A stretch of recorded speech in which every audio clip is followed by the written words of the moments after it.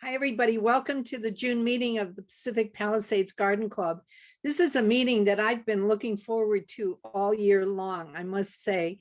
I can remember the first time that I saw David's fountain. I was with Jim Jager's class, and we were visiting a garden that was designed by Mary Lee Coleman, who was one of our speakers, by the way. And I saw this lovely fountain in one of the gardens that she had designed. And I said, Mary Lee, where did you get this fountain? And she said, it's David Mills's fountain from Garden Temple. I said, I've got to get one just like it. So I made my way to Studio City, Ventura Boulevard, Studio City. And there I met David and Mari and saw their beautiful showroom and their garden behind their showroom.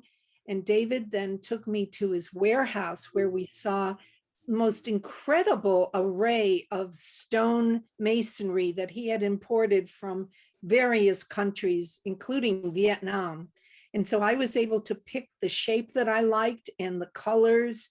And he came out to my house and installed it. And I have to say that the fountain has been just a source of joy for me every day, because I go out there and I see the birds frolicking in the garden fountain, and they just love it. The shape is perfect for the birds.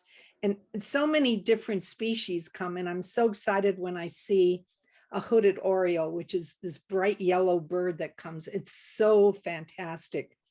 So just to give you a little background about David and Mari, they are the co-owners of Garden Temple, and they've been crafting garden accessories for over 25 years.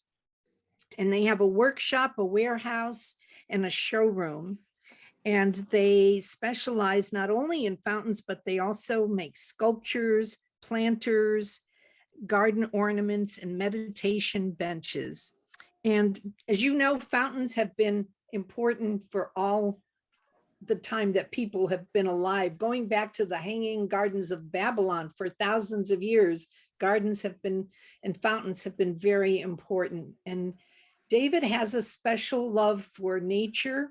He spent some time with the Native American peoples in the West, and that gave him his spiritual connection with nature, and he loves to be in the outdoors, and that's what got him started in this fountain business. And so he also considers so many aspects, such as the sound of water, the moisture in the air, and everything else that surrounds a garden fountain. So I think tonight we're going to learn about the value of fountains in the home garden, and I'm really excited to introduce David Mills and his son Ashwin, and Mari's in the background, I know. So welcome, David and Ashwin. Thank you so much for putting together this lovely presentation. Thank you very much. A glowing introduction. Thank you, very kind. We'll share our screen right share now with the presentation. Share right here. Okay. So can you see now on your screens the first page of the PowerPoint? Yes. Okay. Yeah, so we got started in our business in 1988. It's evolved, and it wasn't originally our intention or mind to be in business, but it sort of evolved that way. And today we're very busy. But we like the idea of making things for gardens, trying to help gardens look beautiful. We specialize in more natural materials, not always, but generally what we're doing is making things from natural material. So tonight, we're going to discuss the impact of fountains on the residents. And one of the values of a fountain is it brings people in a garden. It brings you closer to nature, gives you a feeling of nature. It may not be a perfect representation, but the fountains help. And so we'll go through some of the benefits and advantages of fountains and go through. Beautiful. So I will be doing the introduction. I've split this up into a couple sections, main sections really. The benefits, and then everything else about fountains, all the details regarding construction, installation, maintenance, the ugly stuff, the beautiful things, etc. So some of the benefits include urban wildlife support, which I'm sure we're all interested in, beautiful decor, tranquil sounds of nature, and then everything else in between. Like I said, simplicity is key. Sound is very important. Materials matter. Maintenance is something that oftentimes people don't think about, but it's important in the beginning stages when you're putting in a fountain to consider, as well as other miscellaneous items that I couldn't find a category for. So first, we have the benefits, urban wildlife support. So Pacific Palisades, Santa Monica Mountains are all around us. And so they're home to over 450 species of different animals, vertebrates, etc. Birds, bugs, larger animals, mammals, amphibians, fish, etc. all call the Santa Monica Mountains their home. Taking a hike through the mountains, you're likely to come across a few of them and likely to not come across many of them. But I've listed a few that I'm sure some of you have seen and others that maybe not so much. Also included a nice photo of a lovely male mule deer drinking from one of our natural stone fountains as well. Nice candid. So fountains are definitely a great way to attract native wildlife to your garden. Since year-round fresh water is very scarce in Los Angeles, many of these animals rely on our support to survive in the urban forests that we've created on their native lands. Over the past 100 years or so, urbanization has contributed to the decline of many Southern California fauna and flora as well. This, in addition to all the wildfires and droughts, has really hurt the native populations, especially the sensitive ones, the ones that are affected more severely. And providing a place of solace for creatures through a garden or through a water feature helps alleviate some of the external pressures faced by the local fauna. So it's mutually beneficial in that regard, where we share the land with these creatures while at the same time we sculpt it to our aesthetic desire. In the same vein, a fountain with water, as a bringer of life, aids in the creation of a microclimate. It helps humidify a space, cooling it down, allowing for the introduction of plants that might not do as well in a more dry environment and without the added humidity. Even baby bears love fountains, which is why it might be nice to have one that can withstand the weight of 1 or 2 baby bears. Now, mind you, not everyone would want to see baby bears in their yard, but just an example that, a fountain can attract small, large, all types of animals. That's in Monrovia, by the way, not in Pacific Palisades. Birds as well, obviously that is a crow, but of all shapes and sizes are attracted to fountains. Even our own personal wildlife, like dogs and cats, are always big fountain lovers as well. And of course, I don't know if you can see in the corner there's a little, I'm not entirely sure the name of that type of bird, quite common, but he's enjoying a drink right after I cleaned the fountain.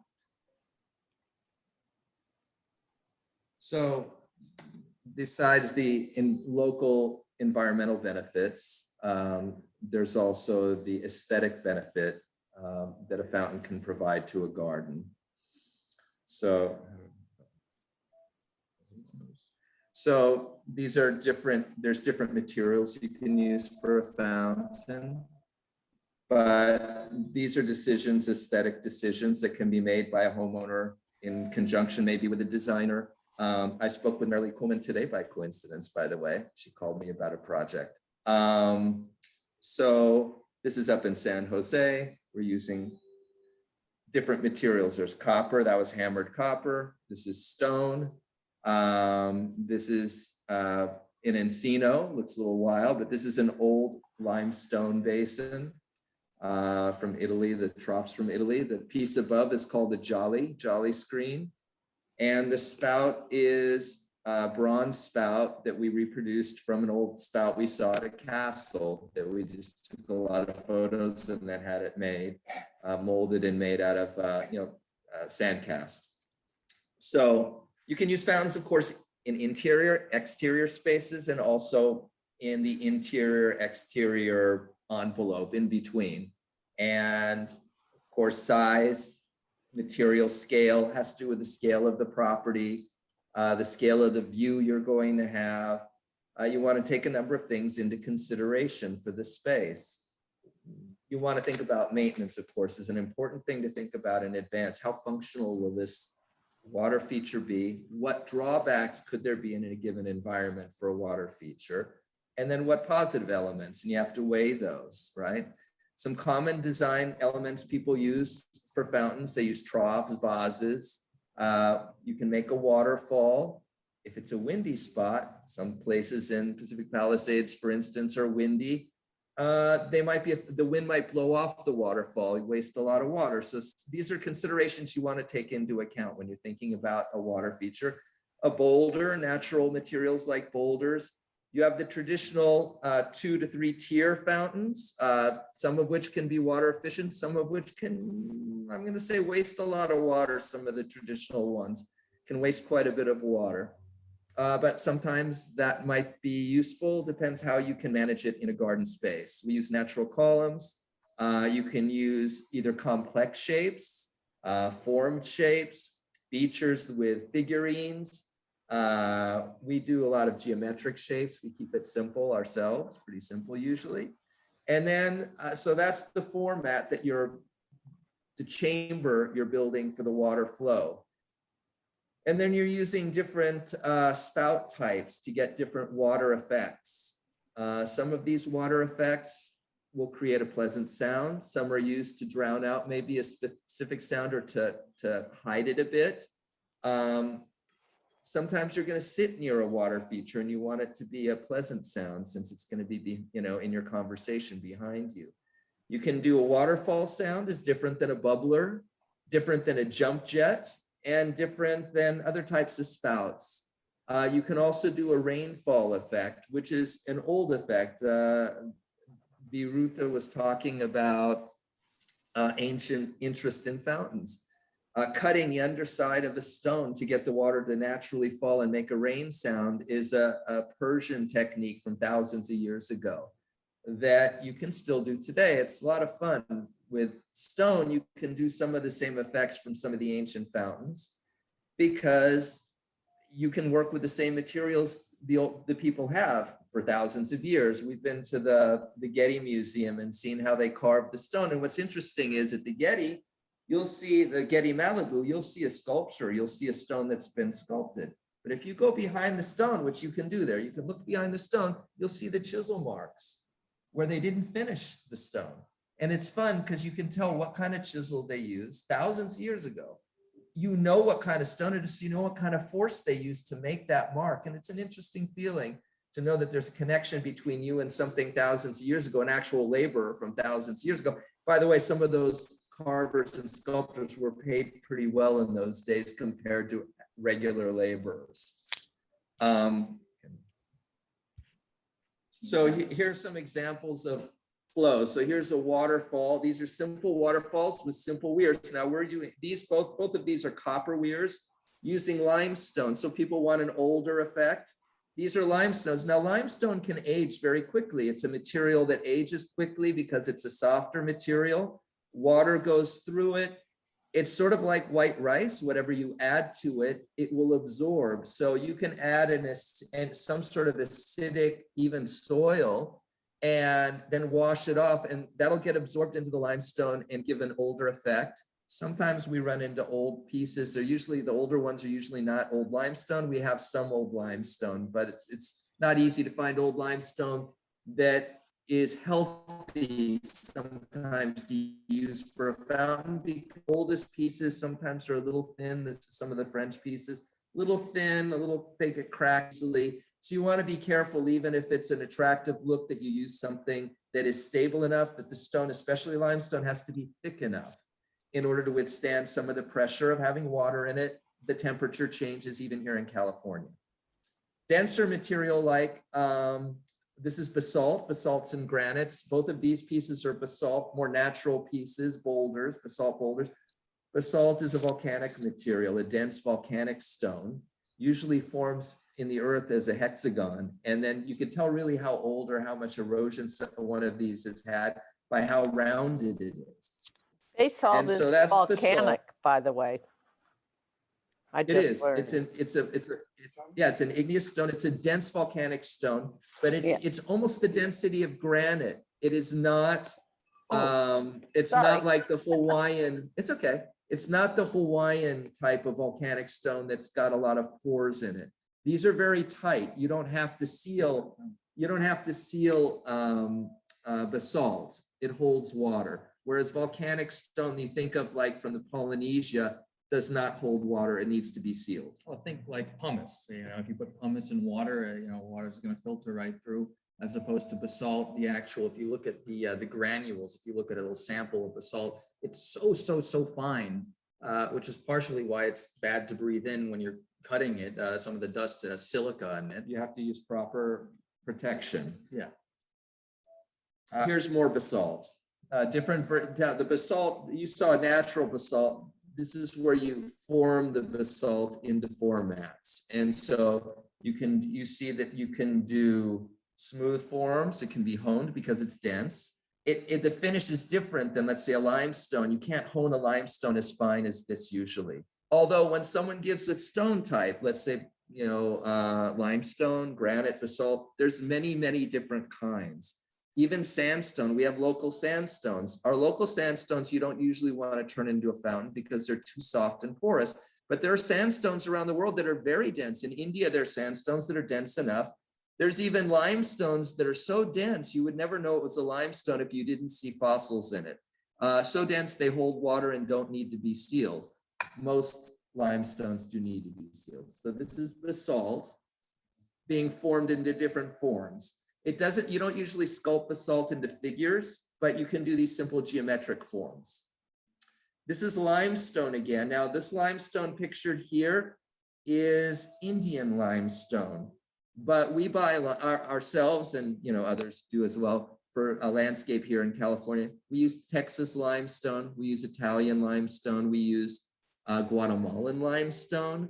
Many parts of the world have limestone, of course. Some of the best limestone in the world comes from Texas.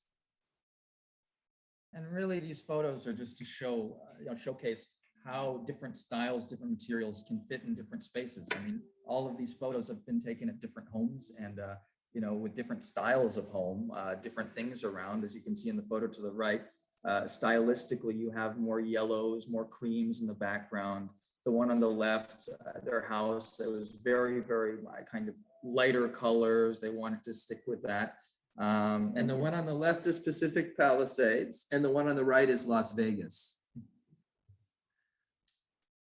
So a lot of these benefits and concepts all correlate. So between decor and the sound, they both go hand in hand a lot of the time. So one of the nice things about a fountain is obviously the sound, not just the aesthetic view. We're drawn towards water. We always have been because it symbolizes life. It reminds us of nature. It's an escape from, at least in modern day, and maybe even in the past as well, it's an escape from industrialization and urbanization. I know in China, they had rock and water gardens. And what they would do is a lot of the Taoists and the Buddhists, they would, even if they were in prominent positions of power, they would go out and hike for days and days on end in the mountains just to be in nature, to get away from their diplomatic lives. And what they do if they weren't able to do that, if they were, forced to stay, one of their solutions was to create a rock and water garden. And so part of that was creating waterfalls, was creating fountains, was putting, nature in their home. And so that's one of the benefits to a fountain, is that you get to create a nice space with it. And the type of fountain sound you can get it depends on what feeling you're trying to evoke in your garden or in your space. A fountain serves many purposes. If your goal is simply the sound itself, you don't really care about the aesthetic, that's one thing. If you want both a very nice sound and to look very nice, that's another thing. If you don't want a lot of noise from it, you want something very soothing, very tranquil, there's definitely a way of doing that as well. It just really depends on your preference. Everything is possible. There's so many sounds that you can create with water, both good and ugly sounds as well. So that's why it's important to kind of determine what sound you would like to hear in your space, and everything is possible. So I don't know if everyone will be able to hear this very well through the speakers, but I've included a few examples of different types of flows, different types of fountain sounds that you can get. And obviously there are more, these are just certain examples of them. But for some reason, the sound doesn't come out fantastic through the other speakers. Apologies, it sounds a lot better in person. A lot of the sounds from down below. You'll see.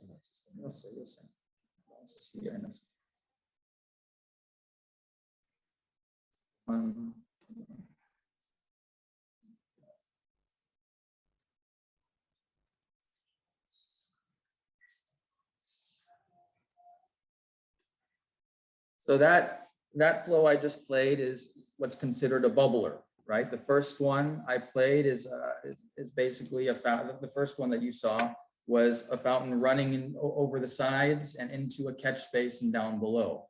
It was running flush over the fountain, and for that one, in theory, you shouldn't hear any sound at all because it's just running flush. However, because it's going into a catch basin, the water is dropping about this distance, and that's where you're getting the sound from. So even if in theory you shouldn't hear anything, you still will hear sound because it's flowing into a catch basin. And then the one I just played is a bubbler, which, for us at least, we put valves on all of our pumps so you can have the flow very, very high and impress your friends with the immense flow, or you can have it very, very low at a nice trickle. Either way will still attract birds. Obviously, with a larger flow, you might attract a slightly larger type of bird. The more tranquil the flow, obviously, a more small bird. These are a couple other types of flows.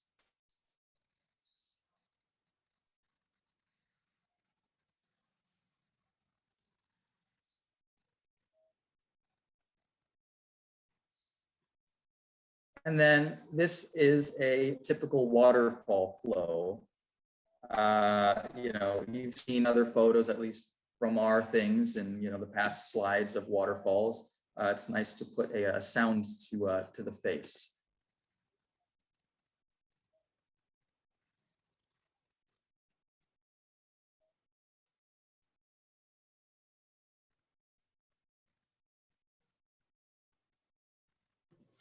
Now, obviously, in person, would be a little better to hear these features. However, I'll still explain either way. All of these have slightly different tones, not only volume, but also the tone. Certain ones, the more water flowing out of a fountain, the more deeper, more baritone you'll hear. If it's something very skinny, a skinny flow with not a lot of water, it'll be a little higher pitched, higher on the register. Everybody has a different sound palette, I'll say. And so certain ones are more appealing than others. There we go. So now there are different strategies for water features. Sometimes you'll go to commercial sites and you'll see rather complex installations, fountain installations. Technology, you're impressed, you go to a shopping center and you see the dancing waters, you go to Las Vegas interesting thing was I had a client that was an architect, and I was considering something called a jump jet for some of our fountains, which is a little bit more technology than we normally had done. And I mentioned it to him because I knew he was an architect that had something to do with water features.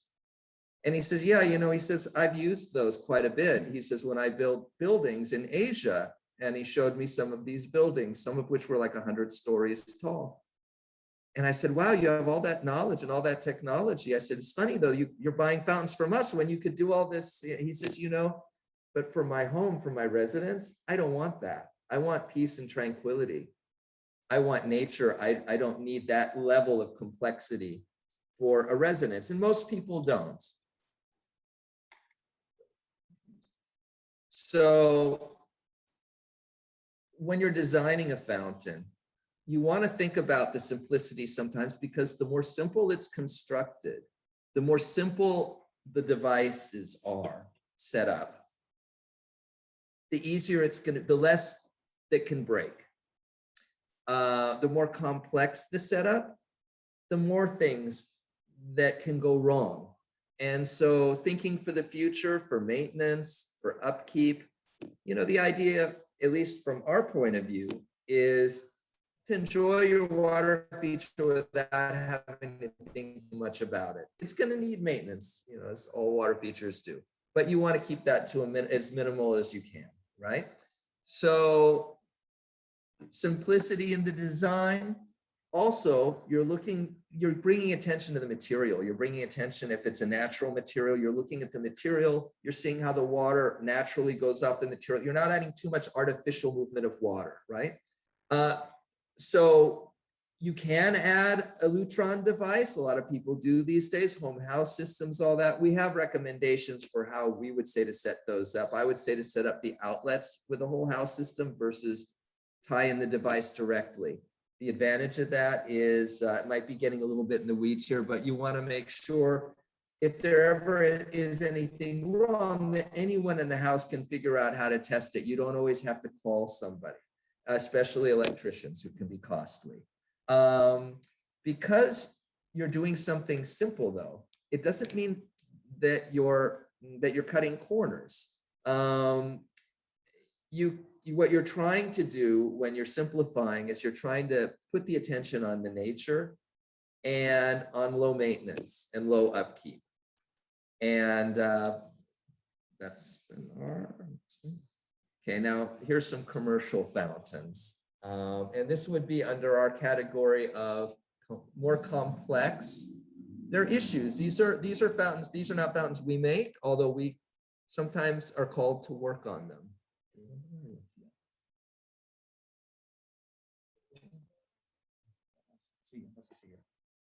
Okay, so the materials you use in a fountain matter. Those previous photos will show you, those are concrete molded fountains, and there's some advantages. There's nothing wrong with those. Those are really imitations of what were originally stone fountains in older times. Those fountains would have been made with stone. Now they did use concrete in Rome, but most of the fountains you're going to see from Europe were stone. Same in Asia.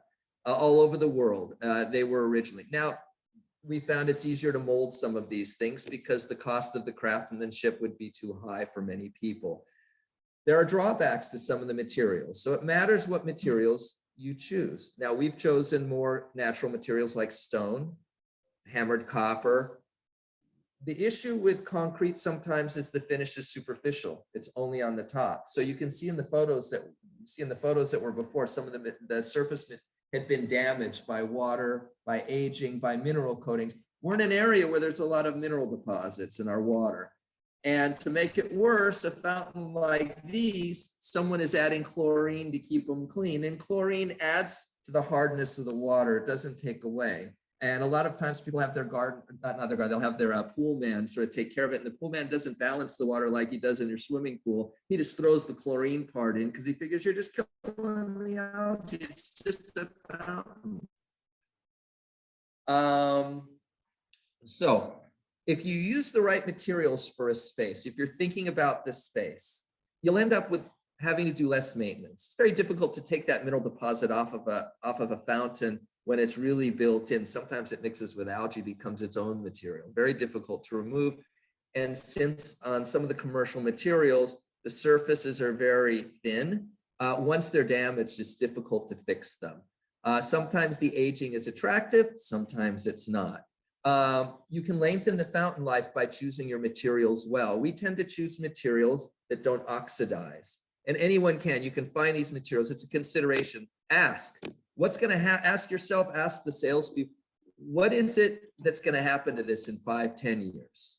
What's going to go wrong with this? Should ask. The same with other materials in your garden. Is it going to rust in my garden? Sometimes people put an iron fountain. And after a couple of years, they insist, I'll notice they'll insist sometimes on something made from something that oxidizes. And pretty soon it's a toxic pit. It's got rust mixed in with organic matter, and they're throwing in chlorine, and they should call the EPA on those guys, you know. So that matters. Then when you're choosing your material and design, you want to think of, what is it going to sound like? How is the sound going to be? Am I trying to drown out LAX? We get that sometimes. Can you drown out the airplanes flying by and the screaming? I've got one right now. Can you please drown out my neighbors? They're yelling at each other all the time. What's it going to look like aesthetically? How is the flow? Is it a place where there's a lot of airflow that's going to blow the water off? How do I not lose water? How do I not waste water, but get a good water effect where I see the reflection of the water, I can hear the water, but I'm not wasting water? There are two kinds of fountains generally on the market, or that we make. Well, I mean, there's two kinds. We prepare, but other people as well, of course. There's what we call surface fountains and catchment fountains. So the surface fountain, the pump is inside, everything, you can see everything. You can put it on a concrete pad, you can set it up inside your house. The pump is there, everything, all the workings are there, and it's recycling the water. And that we call a surface fountain, and it can come in different formats. The other kind of fountain is where you'll see it sometimes a clay pot, someone's turned a planter into something, or a sculpture sometimes, where the water is falling into a subgrade catchment. And it's recycling from the subgrade catchment. Usually with that kind of fountain, the water is beneath the ground, the reservoir is beneath the ground. It's not exposed to direct UV radiation. So those are the two main kinds of fountains, categories of fountains that are available. That traditionally you would normally have seen surface fountains. Throughout history, most people use surface fountains. The catchment fountains in our area can sometimes be very helpful for water conservation, for cleanliness, for maintenance. You have a place where trees are dropping a lot of debris. If you have a catchment fountain, the fountain will keep running. The debris doesn't get inside if the catchment is properly installed. Types of materials you can use for a fountain. We like stone versus concrete, but concrete can be fine as well. But someone should inform, how do you maintain this so that it doesn't deteriorate in a way that it ruins its aesthetics, especially if it's concrete with metal inside, with iron inside, which sometimes sticks out, corrodes, and makes the water rusty. Copper versus iron, my suggestion, or stainless steel. My suggestion, don't use iron for a water feature ever for anything. Just a suggestion. You'll see a lot of spouts in the French style fountains that are iron, and that's how they're produced. You can have those made from other materials. So rather than have to have them oxidize and rust out and deteriorate, which can look good for a year, sort of like the furniture, the teak furniture. Everybody loves when it starts to gray, but then it goes too far and they sit on it, it breaks and they fall down. You can use ceramic for a fountain, and I think sometimes those are attractive fountains. Other times the ceramic looks like, hey, it was a planter yesterday, now it's a fountain, tomorrow we'll add wheels, we'll make it into a car. Sometimes they're just a planter with a pipe in it, which can be nice in certain circumstances, I think. You can also find vintage pottery, vintage ceramic, which can look fabulous. There's terracotta, which can make a beautiful fountain material as well, if the terracotta is prepared properly. You want to make sure you're getting high fire terracotta that can withstand, even here in Southern California, that can withstand some temperature change. The pump variety, you can, you want to choose the pump. A lot of times we'll see people buy a fountain and they're given a pump that's way too small and a tiny little pipe and it barely trickles. So you have this big, huge vase and it's got this little trickle that barely, you don't want to overwhelm everyone. You know, you're not trying to blow everyone away with the water sound. At the same time, you want it to be substantial enough that you're getting something rather than just a vessel with a tiny trickle. Unless you want that effect, unless you want a very tranquil effect, in which case I'd say probably use a smaller vessel. Let's see. The fitting materials that you use to assemble or that a fountain is made with, right? So again, you don't want to use iron because it'll get rusted out. You can use PVC if you're right next to the ocean. There's a lot of salt there, and you're not going to see anything. You're not going to see this pipe. I would say you can use PVC only for the sake of what the salt air can do to metals. If it's something visible, you can use copper. You just have to, you can take care of it. There's ways to take care of it. Underneath the fountain, normally if it's a surface fountain, for us, even with catchment fountains, we'll put concrete beneath because sometimes soils, it rains and they can end up, they can end up sinking into the soil on one side, becoming unlevel. You can put a gravel base as well. If you're near an oak tree, don't put concrete anywhere near oak trees, but in which case we use gravel. Or you can use no base at all. I don't generally recommend stepstones. People put a stepstone, sometimes they sink. They're not very, they need to be thick enough that they really make a difference.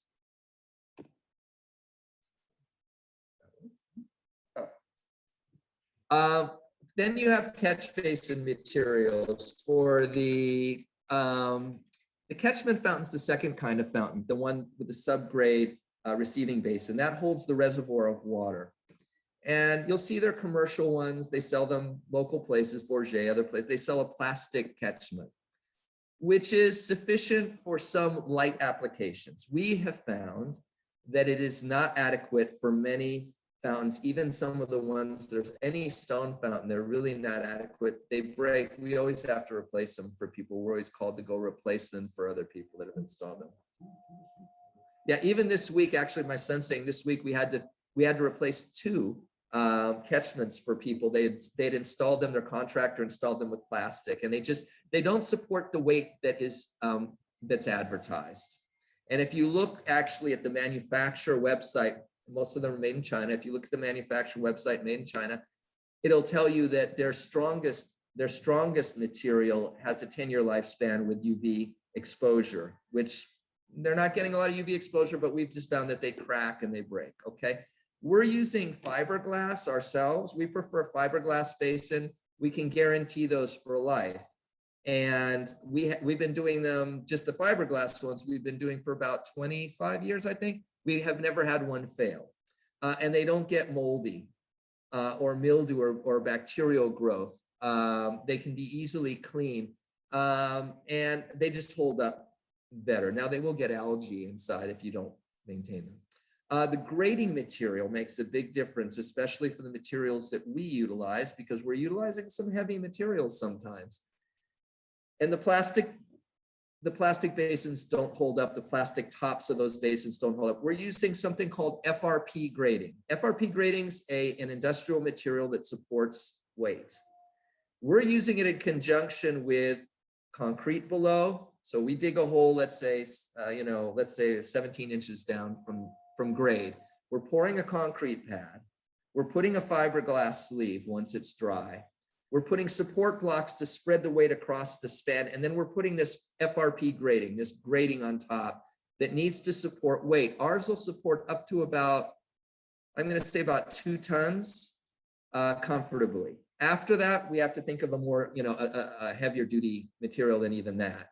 Most people aren't going to use more than 2.5 tons of, anything anywhere. Okay, so we recommend that. Sometimes people will use galvanized metal. Sometimes they'll use screening. They'll use even stainless steel. Galvanized metal will end up rusting out. It's a danger. Anyone touching your fountain has sharp edges. They might need to have a tetanus shot. They get scratched. Even the stainless steel, even though it won't rust, It has sharp edges and can end up being dangerous for someone. So we use that FRP grading, which we think is better. Plastic doesn't support the weight, metal is dangerous and oxidizes, so fiberglass better. The screen that you're using, you put a screen on top of whatever grate in order to keep out organic matter. The pump is in that subgrade catchment. It's catching and recycling the water. The fountain will stay a lot cleaner if it has a nice screen over it. And that keeps out any of the, all but the silt. And so we recommend, we're using a nylon screen that's a very tight mesh screen. Here's the beginning, here's the process of fountain install. Yeah, you have with a catchment, but even the concrete itself is actually even with a surface fountain. In this case of a surface fountain, I'd recommend, concrete a half an inch below wherever, the fountain grade is, and you cover the rest with dirt or whatever material you have around. So it's like there's no pad at all. At least a 4-inch pad, sometimes more. But in these photos, you can see we put the concrete first, we put the basin then inside. On the very right, we're making sure everything's level, even though the concrete we use is self-leveling. It's just in case. Then you can see on the left photo here, we put the pump. For our specific process, we do a lot of commercial projects, so we need things up to code. So we pass our pump through conduit. But we do that as well in residential yards. We don't, change it up for, the big wigs, and then all of a sudden someone comes in off the street and then we change our process. No, everybody's the same. The other thing, the middle photo, those are the support blocks. Then you can see the grating that's on top, the gray grates. And then you can see the screen and putting the grate on the inside. As you can see by one of our employees on the right, we're always smiling. And then on the right, you have the finished product. By the way, that grate looks like it's like plastic, and it's not at all. It's actually somewhat heavy, and it's pulled spun fiberglass. It's actually a dense, hard material. It's not. It looks like a part of a shopping cart. That's not what it is. And even next to those coral trees, fountains held up fine. I know exactly where that is. It's held up fine over the years. So that's one of the nice things about the material that we use. That property has about 10 fountains of ours. Lovely guy. He's a great guy, actually. Okay, so the next section we have is sound is key. Like I said previously, a lot of these things tie together, so we might repeat ourselves a few times, but they kind of weave together. So obviously the sonic aspect of a fountain is just as important as the visual aspect. And like I mentioned before, water can make a wide range of really pretty sounds and also very unpleasant sounds. There are plenty of fountains that have little tiny flows, and not to be crude, but it can sometimes sound like someone urinating. And that is not always the most pleasant of sounds you would want to hear in your garden. So that's one of the things to consider. Also, that's one type of sound. There are also, like my father was mentioning previously, a lot of people want, let's say they live near the 405, or, they want to drown out the noise of the airplanes. If you have an extremely loud sound and you want to cancel it out, you'll need something of equal sound. And the issue with that is then you just have more and more sound. It just sounds like white noise, and it's not the most pleasant of things. You want to put, if you're trying to drown something out, you don't try to put the fountain closer to where the noise is. You put it closer to where you are going to be. So if you have a seating area, but the neighbor's pool equipment is making a noise, you don't put the fountain near the pool equipment unless there's no aesthetic choice. You put it closer to where your seating area is. That's the effective way to try to muffle or mask unwanted sound. And some sounds you cannot mask, no matter how hard you try. Yeah. And the way you get a lot of these sounds comes from the type of spout, the flow volume that you have. You could have one type of spout with a very, very reduced flow, or the same type of spout with a massive flow. Those will make two different sounds. the material of the fountain as well. If it's a metal fountain, that'll make a different noise than one that's made of stone. The height of the water falling as well. If the water's falling from 3 feet high, it's going to sound a lot louder than water falling from a foot high. And even then, the other difference is the actual, like I was mentioning before, the type of sound as well. It's not just the volume, but sometimes the sound will be deeper or the sound will be higher. So a lot of these, there are a lot of factors in choosing these. Oftentimes fountains look very simple, and in most aspects they are, but there are definitely things that go into the process of fabricating them and also choosing them. Also, once again, to complicate this even more, acoustics of an environment can also affect the sound. So for example, the example I put up here is a fountain next to a canyon that's trickling. Don't expect to hear that from inside the house, as opposed to a waterfall in an enclosed space, a massive sound that'll be very, very loud. So considering the space you have and where you're putting the fountain will also affect the actual sound. So now that trickling fountain in the enclosed space, you're very likely to hear from even inside the house because of the acoustics. It's an enclosed space, it reverberates more. And the waterfall next to the canyon, you're very likely to hear that as well. I can't guarantee that depending on the vastness of the canyon, but Next to a hillside, putting a waterfall or a fountain, the water feature, the sound will tend to go out to the canyon and disappear. The other factor as well is living with the sound is important. So today it might sound nice, or I have people who want to put fountains next to their bedroom, and when I put it in, they love it, and then they live with it for a few days, live with it for a few weeks, and after a while the sound is just too much for them, or it's too little for them.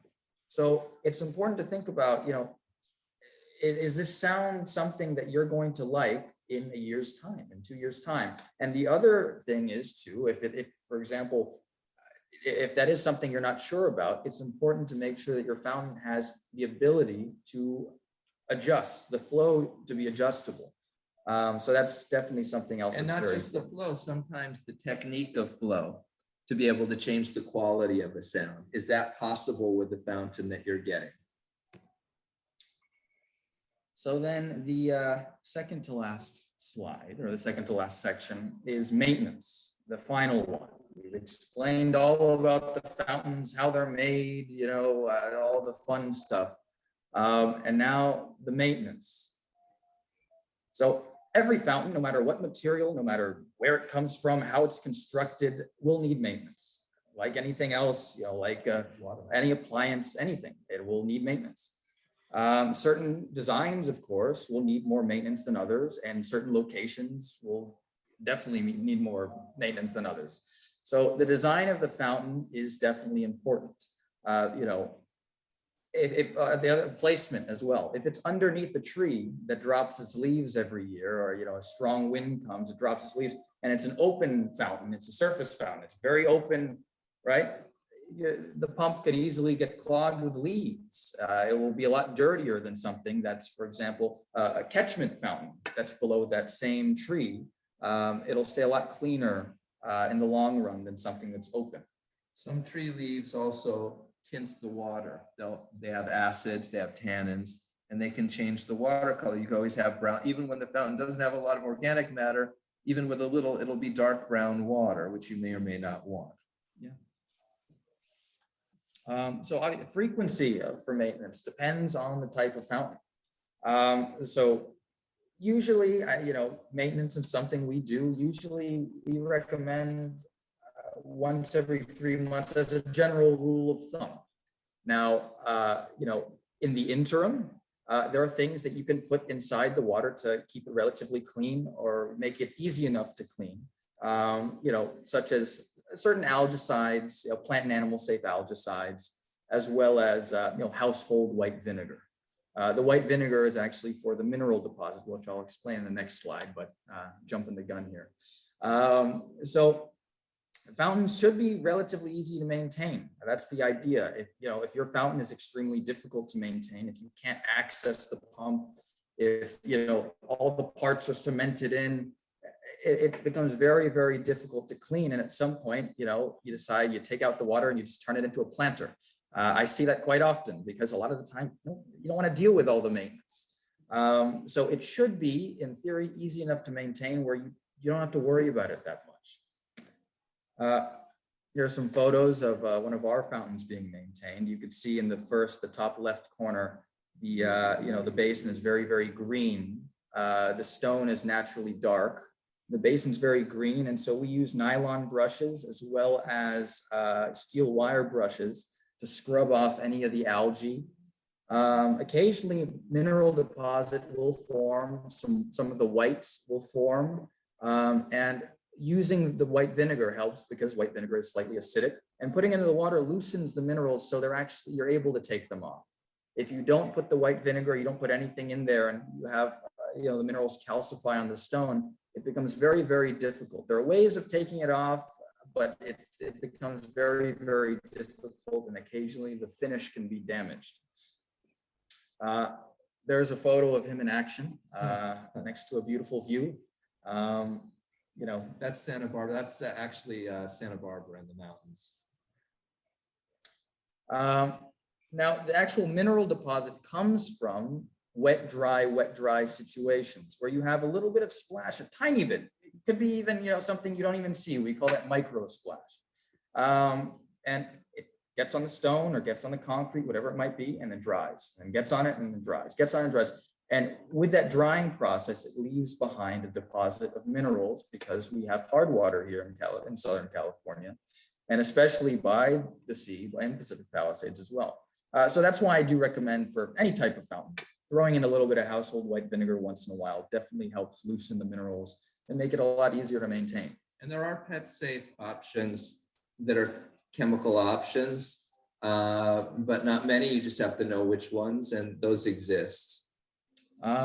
Now, the reason why I wrote, you know, the mineral deposit and an algae combination is bad in capital letters is because a lot of times what happens is if your fountain is not maintained, if you don't maintain your fountain for a while, long years, what can happen is it'll have algae, it'll get algae, which normally you could be able to scrape off. But then if it gets mineral deposit on top of the algae, it'll calcify the algae into the stone. And so then it permanently has a discoloration that's not very pleasant. Let's put it that way. And with concrete. Oh, that's one of the reasons why, at least for us, we prefer stone as opposed to concrete. With concrete, you can't really do much about it. With stone, at least, there are ways of taking it off, you know, where you can return the stone to its previous texture. If you do that with concrete, the risk you run is if you try to buff it off or acid wash it off, or the finish that it originally had on it you will not be able to get it back without, you know, calling the mason or calling a manufacturer, right? And then we have the final section of miscellaneous, which are just a couple little things. I didn't really know where to fit them in, but one of them is an autofill. So one of the benefits to certain types of fountains is that you can have it put on an autofill system where you never have to refill it. If you have a dedicated water source, like a hose bib or a main line, you know, it can be tied into, and you can have an autofill system on your fountain. And the nice thing about an autofill system is that controls the amount of water that's actually in the fountain. So for example, if you don't want to adjust the flow of your fountain, you like the flow, it looks nice to you, but you want to increase the volume of sound that you get, one of the things we can do is adjust the autofill in your fountain very low. So there's very little amount of water. There's always this amount of water. There's always just enough, but the less water there is, the further the water from your fountain has to fall, and that creates more sound. So that's one of the benefits to an autofill, besides just never having to refill your fountain. But that's definitely something that can be done with any fountain with a catch basin, and in certain instances, surface fountains as well. People are concerned and have been concerned about mosquitoes. Moving water keeps mosquitoes away. We have a showroom full of fountains. We have no mosquitoes and haven't had forever. We just turn on the fountains while we're open 7 hours a day, and yet we haven't had mosquito problems with all this water. Moving water gets rid of the mosquitoes. There are products, again, you can put in the water that are pet safe that will break up the water tension on water if you have an open pool of water. Really, if you just have the fountain go on once a day for a small amount of time, that breaks up the water tension, which makes it difficult for mosquitoes. It's not difficult to keep mosquitoes, and frankly, most of the mosquito issues are from either unmaintained water features, but most issues are for little pools of water in other, basins, more like planters or just little ditches, things like that. If you have a subgrade fountain with the screen, mosquitoes don't breed inside of that. If it's actually covered with a screen, mosquitoes don't go under there and put any eggs, so that you don't have an issue with a subgrade catchment fountain. And then if you do maintenance, periodic maintenance, you ensure that there are no stagnant pools of water, even in ponds, larger water features. And you keep that away from the surface of the catchment. So that's pretty much an overview of fountains. We do other things besides fountains, but we spend a lot of time working on fountains. We make fountains, we have a workshop, we have a yard. And so we spend a lot of time around water features, and we get to see not just our water features. We see water features when we travel to buy stone overseas. We see antique water features, which we love. We see commercial water features here that are being sold by whoever else is selling fountains here, which we know them all here in LA County and Western United States. We see what's being manufactured. We try to look at those things and think of what the positives and negatives are of how they're constructed and designed. And because we're doing maintenance on them, we also get to see their drawbacks and their advantages. So that's pretty much what we have to offer regarding fountains tonight. But if you have any question or anything, we're happy to answer. Welcome for questions. If anybody has questions, please use the reaction button and raise your hand, and we will acknowledge your questions. David, do you want to unshare so we can see the whole audience? There we go.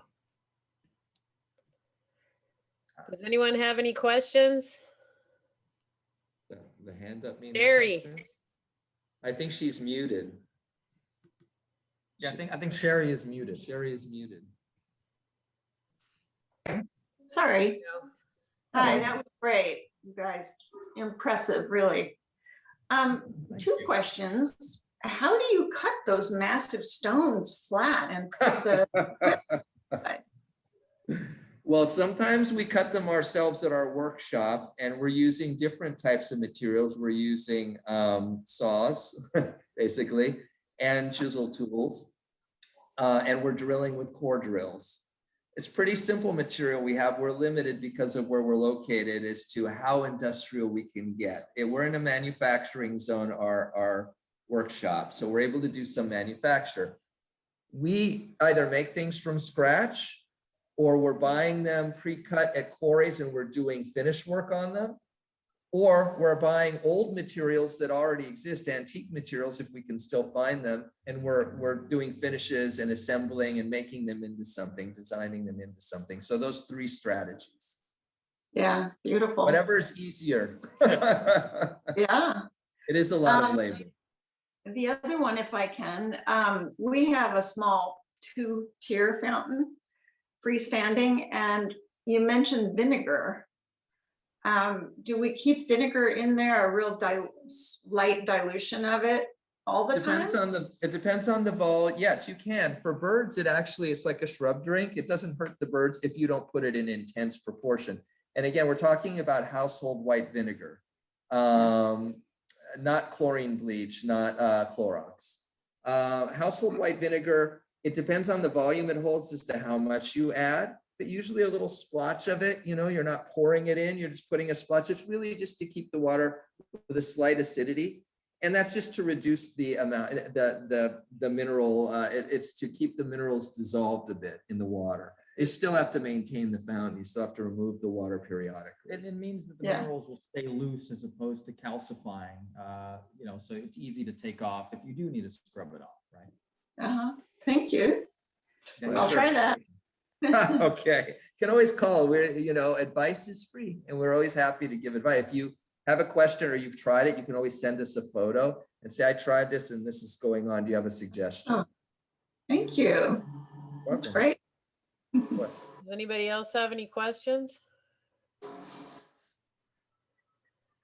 What about the water? If you have any filtered water, would that be a better thing than the city water or a filter before it goes in? Sometimes people will use filtered water. What tends to happen is the environment itself. If you live near the ocean, there's salt in the air that ends up getting into the water. Okay. Whatever happens to be in the environment, the gardener comes in the neighbor's yard and he's blowing the stuff around. It ends up getting in the water. Now, it doesn't mean that there's no value to using filtered water. You can. Yeah, it definitely could help. We definitely have hard water. There's certain parts of this, I don't know how it is exactly in Pacific Palisades, but the San Gabriel Valley, there's places we go and there's stalagmites growing on the limestone fountains. We go to, and quick, it's crazy. So, and you don't want to add too much acidity to limestone. If you add too much, then you're melting the limestone. You remember acid rain, we don't want to melt them like Italian statuary. I have a question. What's the smallest sort of underground catchment one you can make? Is it 3 feet diameter or 2 feet? You can get smaller. I mean, we have actually even a 20-inch diameter catchment. We have molds for them because they're fiberglass. So we had them made. Actually, what we didn't mention is the way we design these is to avoid some pitfalls that we see with the commercial plastic catchments. Ours have a built-in shelf that the grate sits on. So it's slightly below the top grade of the catchment.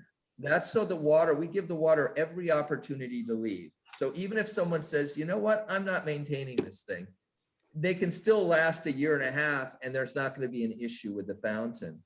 Ideally, you want to maintain it, but they're designed that way. Now you can do a small enough catchment. You're going to be limited though, depending on what. Now, so you could also do a rectangle. There's different forms. You can do anything. Custom, you can do anything you want. There's a little extra cost because you're paying for the mold making. But if for instance, in our case, if we have anything, that we can use, we'll do it. I don't recommend a bucket or some of the do-it-yourself things that are suggested on, YouTube or whatever. They usually end up failing, and rather than have that disappointment, unless for the fun of doing it, it's better to use something, and depends what you're putting above it as well. But I'd say even for, anything, even something that you have around the house that you're going to put above it as a fountain, which you can do, by the way. I mean, here we say to somebody, you can walk around and anything you see, if you want to turn it into a fountain, you can. But the size you just don't want it to be so small that you can't put equipment into it. If you have to put a tiny little pump, it tends to break. Well, also the amount of splash that comes off of the fountain as well, to be water wise. The other thing we didn't mention, I guess, was that we usually use a large enough basin on each fountain so that if there's splash, it's contained within the area of the basin as opposed to going completely outside the basin, thus wasting water. And that way you'll constantly have to refill it, or it's constantly filling if it has an autofill, and just increase the water bill and just waste water. Although sometimes there's a compromise and there's going to be a little bit of what we call micro splash, but you accept that because, there's a garden consideration, an aesthetic consideration of the garden. You just would, if there's going to be some micro splash falling around, it's not a lot of water volume wise, but if that there's going to be moisture around, you plant plants around that accept that moisture, that are happy with that. Well, it was more the depth than the width. Right? What's the depth? What's your typical depth? The depth normally of the catchments, I mean, ours are usually 13 to 14 inches deep and we're putting concrete beneath. However, we can customize them to be shorter. If you want autofill, however, you want it to be at least a certain depth so that we're using a big float, a strong float. We don't want it to break with the hard water. So you don't want it to be too shallow. There's another way of designing these. So you can do a very shallow basin that has a deep end where you put the pump in the deep end, and you do a shallow sloped basin other than that, so that you can actually have it be 4 inches deep, as long as you have a portion that you can do as a deep portion. Okay, thank you. Does that make sense? You can Yeah, always ask, really, and like yes. in our case, we're always happy to do a consult for free. But you Yeah. can also come in and talk to us, and then you tell us, you measure a space, you say, this is what we've got. This is how we usually work. People come in, they say, this is what we've got. Here's a picture.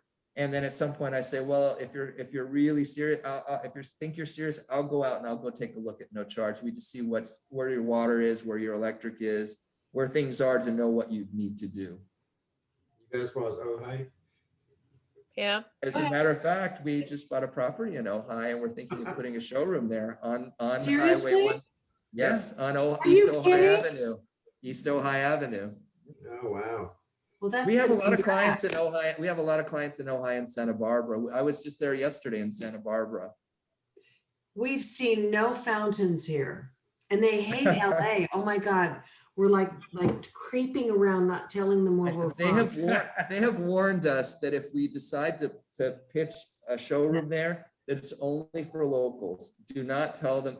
The mayor, my real estate agent, the mayor was a friend of his, and the mayor said, look, I live here. I'm on the city council as well. I don't want businesses here. I want peace and quiet. I don't want tourists. He says, I know we need them, but I don't want them. So why am I going to approve anybody's business plan? I think, lovely. Can't wait. Sounds like fun. Right now we're fighting with just to put up a little fence, just to say, hey, please don't come and burn the neighbors down from our property. And we'll put up a little fence. That's a process. But anyway, we are going to be up in Ojai. We love going to Ojai. We do maintenance up in Ojai. We have maybe 6 or 7 places we go and do fountain maintenance up there too, from our fountains. We have some challenges. We have challenges. Later I'll tell you, there's places there, public places there that have our fountains actually. There's a little art gallery, unusual art gallery on Montgomery. And if you go to the back, you'll see a natural boulder, and I think that's ours. Very Oh, modern I know what gallery. it is. Very modern gallery. No, the You paper walk in and there's 2 something. paintings. Paper and something next to Tipple and Ramble, right? I believe that's it. Yeah. And we're a half a mile from there. Okay. Yeah, we love it there. Yeah. Happy to go there. We go there for hanging out. I wanted to ask, what if somebody has an old fountain that they like, but needs to be brought Updated. into the 21st century? As long as it functions, as long as there's no serious cracks, as long as it can function without totally falling. If it looks like it's about to fall, it was a very well-known person where we went, and we were told they wanted us to turn something into a fountain. And it was so decrepit. It was ceramic, but it had cracks in it, and it wasn't going to work. But as long as it's something that it's stable, it can be renovated. You can talk. I mean, if we're involved, you can talk to us. We can go take a look and tell you, just depending on what you want to do with it and how you want to work with it. We have, actually, there's one right now in LA. I didn't tell you, but there's one right now in LA that somebody found an old fountain from the 1930s, a wall sort of looking fountain, and they want to know if we can renovate it. We're going to. Well, this is where it comes into, is it worth renovating an simple old fountain, or That's the anything. question. I don't know anything about the pricing. I can imagine that the material matters, Yes. size matters. It's time and labor. We can always look at it. I can tell you what's involved, and you can hire a handyman to do it. If we're involved and we have to take it back to our workshop, it's more than if we do it on site. And so it's a matter of what materials required and what labor. I won't pretend that we're the least expensive option you could possibly find. We're not. Right, but I bet you. The workers' comp tells me that we're not. Every single That's all month. right. People want. Imagine working with tons of stone doesn't excite the workers' comp insurance. Delivering in people's side yards tonnage of stone. But You can ask us for options and we can tell you. We're happy to do it. Well, that's Listen, awesome. it's fun. It's fun for us. We love fountains. We're like fountain nurses. We can't bear to see fountains like. And if a fountain is not usable anymore, or someone's replacing and it is usable, we donate it. We give it to people. Often we'll say, give it to your gardener because he could either sell it or use it himself, or we can donate it. You can donate it to a senior citizen's home. I mean, there's different things you can do with it, or turn it into a planter. We use it give it a new use. Yeah, A lot of people do. A lot of succulents hanging off. Oh, yeah. Oh, yeah. Or a bird bath. If it's shallow enough, a bird bath even can be made. Yeah, with it. bird bath is great. But bird baths have to have moving water, do they not? Not necessarily. We do something called bird rocks for people. Marilee Kuhlman. We did some bird rocks for Marilee Kuhlman recently. And that's really just a hollow in a rock that drip line adds water every morning. And then it has all day to evaporate. Meanwhile, the birds can come and they can, splash around in the water, use the water. And the next day it refills again. It's like a shallow hollow in a natural boulder. Well, thank you. It's a pleasure. Thank you, David. That was one of the best presentations. I really appreciated it. It was Yeah, really this is wonderful. fabulous. Thank Any you. And I question, we're hope happy. Well, you should know me invite- better than I do by that introduction.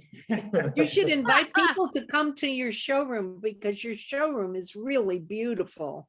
You're Barbara most welcome. Gold and I are going tomorrow. If anybody well, wants, what we're day gonna is be it there tomorrow? tomorrow.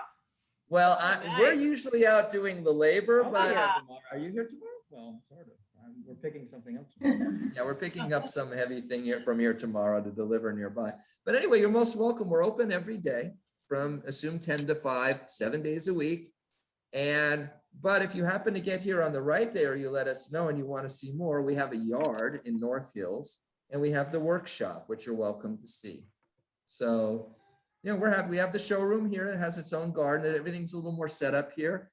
We're building at the yard. It's an acre and we're building gardens like here so that there's more to see, sculptural things. We do things we can't really fit on Ventura Boulevard. So you're welcome anytime. We're Do happy. you still have that warehouse near the airport? Yes, we do. That's our workshop. Oh, that's And your yes. workshop? No, Yeah, okay. and it's, don't wear black or white because you'll get dusty. But other than that, you're welcome anytime. It's a great place. I remember seeing all those different choices of different shapes and colors and stones. That was a fabulous experience. Well, and you'll see some projects. We're working on projects all the time, and it's sort of fun to see the projects we're working on. You'll see how we make water features. It's fun. We like it. That's Don't great. get tired of it. So great. Is this my Los Angeles airport, LAX, or Burbank? No, Oh, it's- Van Nuys Airport. And I, Oh, Van Nuys Airport. Yeah. So like where the swap meet used to be. Well, Yes, is it? yeah, well, Really? there was a swap meet, but I thought that was. Ashwin, I want to compliment you on your great PowerPoint. That was a beautiful presentation. You Yeah, did it a really great was. job. Thank you. Well, I appreciate it. Thank you very much. Thank I you. haven't It done was- one in a few years, but. No, you did a great job. Thank you. Thank you for inviting us. We're happy to see you guys. Since 1940. 44. Wow, Yeah. impressive. We've That been really around a is. while. Hey, that's fabulous. We're amongst good company then. We're hoping we're going to be around that long, Well, we look with a forward to business. coming out. Maybe we could arrange a tour of your facility when we. Yeah, go. that would be great. You're most welcome. Yeah. You're most welcome. We love it. No problem. Yeah, Not the let one us in the know and- Ojai, but the one that's closer by. No, in Ojai, there's nothing yet. It's weeds. We just had the weeds cut. That's about it. It's an empty lot. It's going to be a while. We're gonna have to get to know the folks in Ojai to see what they'll let us do. A blank canvas. Well, maybe Chris can help you there, right, Chris? You can be an advocate for him. I'll be an advocate, but I'm the newcomer.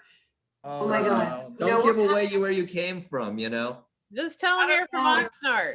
There's two questions. Yeah, They something like that. There's two questions. They say, where you from? And then then they say, how long you been here? Everything is that here. Oh, no. But if you look at Zillow and you'll see, let me think.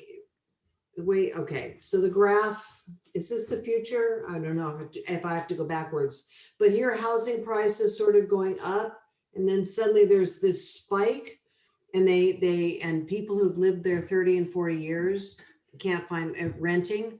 can't find places to rent anymore. And so people are having to leave here and they're attributing it all to LA money, which I guess is probably true. But anyway. You know what? We were up in Ashland, Oregon, same thing. They had people, you know, buying up a lot of the properties and the locals didn't really appreciate it. Yeah. I'll tell you from talking to the city a little bit though, they're very interested in maintaining a certain, they regret ever having allowed any suburbs with sidewalks there. They don't want sidewalks anymore. They're not going to allow much building there as much as they can fight it off. And so I think they're going to maintain a bit, you know, as much as they can, a bit of, hopefully they can maintain more of the agricultural land than the rest of Ventura County seems to be able to do. Which I thought they were going to fight that off. Now I see less and less is, you know, are they able to do that? That more and more areas taken over. Anyway, we can't wait we like it up there though. So we'll be up there one way or another, even just with a tent on our property, looking at the mountains. Well, we'll help out however we can. Absolutely. Thank you. Well, cool. We Great. love to see you. Yeah, pleasure. Okay, well, everyone, thanks for coming. Does anyone have any other questions about any aspect of Pacific Palisades Garden Club? Yes. Yes. Send in your dues. Oh, go ahead. I think this was the best Wait, ever. somebody had a question. What's the question? No, he's just, No, it's more a statement. that's my son-in-law. Ignore him. No, No, I should, let's hear. Mama, just say Is your. that Kitty? I think Kitty, somebody is that Kitty? You were trying to say something or? Kitty, you I need to think unmute. she's muted. Mama, say your statement. Kitty, you No. have to unmute yourself. There you go. Kitty, there you go. Do you do waterfalls and ponds? Certain types we do. Other ones we would probably recommend somebody. If it's a large outside pond, natural pond, we would recommend somebody, people that we've worked with. Okay, I'll call you. Very good. Feel free. Okay. Thank you. David, what information would you like us to share about you in terms of contact information? Because I can send an email. Up to you. You're welcome to give our address, phone number, email, you know. What And phone number would you first like? contact 783-0079. I can send all of our info in the message and In the the messaging. chat. and the Okay, chat. yes, please put it in the chat, Ashwin. Okay. You got it. And everybody should go to their great website. It's beautiful. Yeah, we did include the link in the meeting notice. Well, feel free. We're glad. You Does know, anyone we else always have like any to see- questions? Thanks again so much for a great presentation. Yes, it was fabulous, Our Ashwin. pleasure. You're very kind. You're Great. very kind. So glad to meet Great. you. Thank you. Same. Thank you. Anytime. Thank Thank you very Thank much. you. Thank you. all very much. Bye.